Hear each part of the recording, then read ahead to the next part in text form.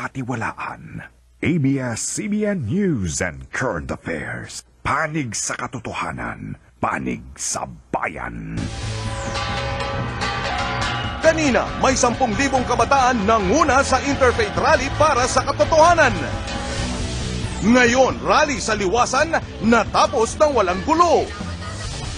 Mga grupong taga-suporta ng Pangulo, kapayapaan naman ang sigaw.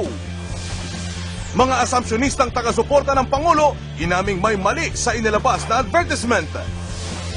Jun Losada, naglibot sa Iloilo at hindi napigilang maiyak ng magtalumpati sa Bacolod.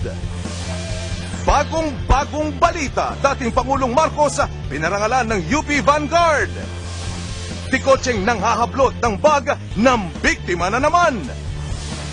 Rice crisis sa Pilipinas nagbabadya. At summer, sinalubong ng concert.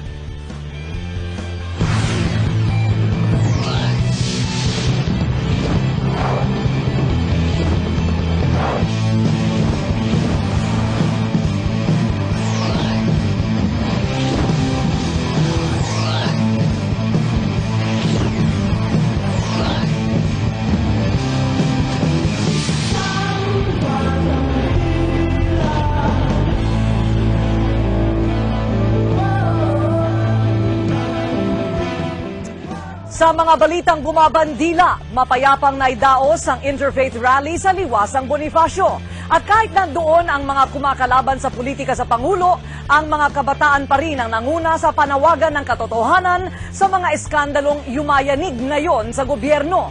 Mag-uulat si Willard Cheng.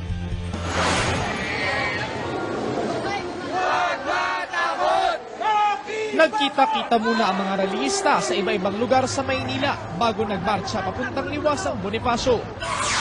Nag-walkout muna sa kanilang klase ang ilang mga estudyante ng pamantasan ng lungsod ng Maynila.